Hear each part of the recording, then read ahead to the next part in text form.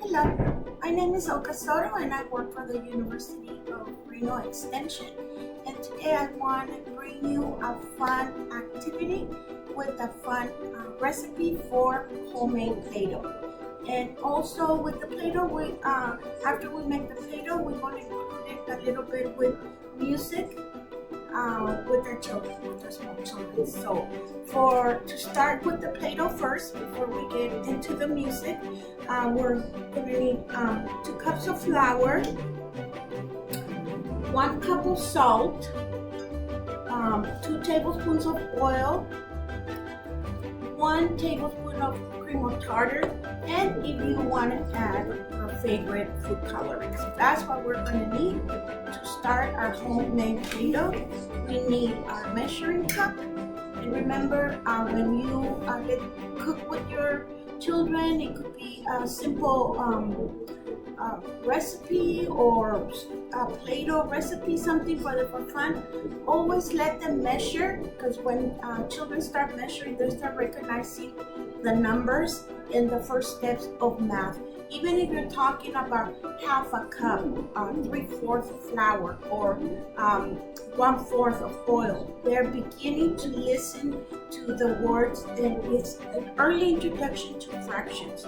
You may think it doesn't mean anything to them and that they don't understand, but children do listen, and you are beginning to head them in that direction. When they're ready to go to school and learn about fractions, they're gonna remember the way they used to measure the flour, the water, the oil for making Play-Doh. Okay, so I hope you like my video.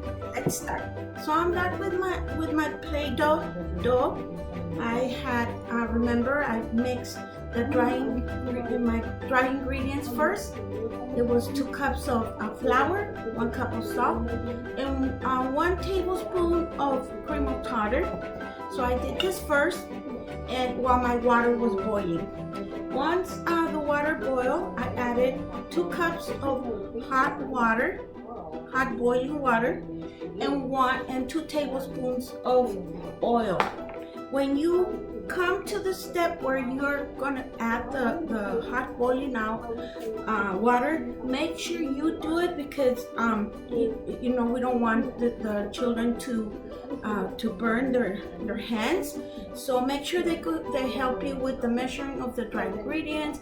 They could even measure the water that's gonna be put to boil, but you handle anything that has to do with heat, so they don't burn. Now I'm gonna add some flour to my counter, because this is where I pick to do the kneading for the dough.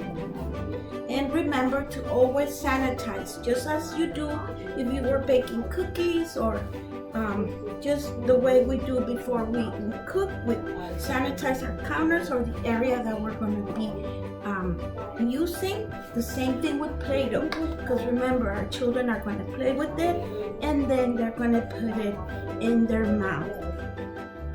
At this point, if you would like,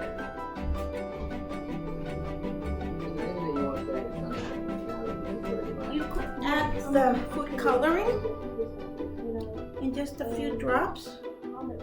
Let's see how it comes out. Okay, and start kneading. And when the dough cools down, then you could let your child help you. But at this, even though what I'm doing, it still feels hot. The flour, I could feel the heat in my hands. So I'm just gonna let it cool off for a little bit more, and so I could really get into the kneading. When it gets a little bit cooler, if they want to touch it and help you, then you let them do it. But at this point right now, my dough feels kind of hot, so we're gonna give it. At this point, my dough got it cooled down, and it let me be able to knead it the way I wanted it. I also added more food coloring, as you notice. Now it's more orange, because that's how I want my Play-Doh. I want this color, and let them choose whatever color they want. Keep on kneading. The more you knead, just like if you were getting ready to make a pie crust, or if you ever made flour tortillas, this is the way we have to knead our flour to come up with the perfect tortillas or pie crust. But this time we're just making Play-Doh. My Play-Doh is not sticking to the counter. It's not sticking to my hands. So we're ready to go. We're ready. This is my homemade Play-Doh. Now we're getting ready to play. Okay, you ready? This is the result of our homemade Play-Doh.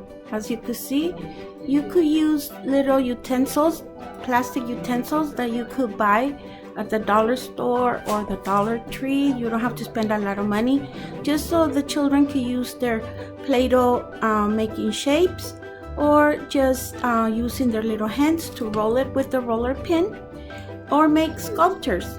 If you notice, my spider sculpture is going to help me with music. Like I said before, using Play-Doh and music, it's learning the nursery rhyme, the itsy bitsy spider. I know the children use their little hands and they play out the song, but how about if they make their own itsy bitsy spider and then just walk the spider to each little step of the nursery rhyme?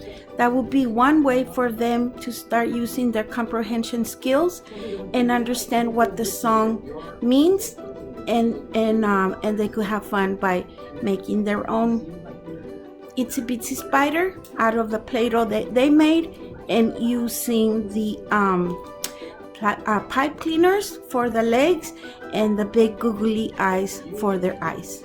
Hope you enjoyed my idea and my video. And remember, it's fun to have them help you make things around the house, especially when they use their little hands to mold and to do things with something they created. Hope you enjoyed my video, and see you on my next one.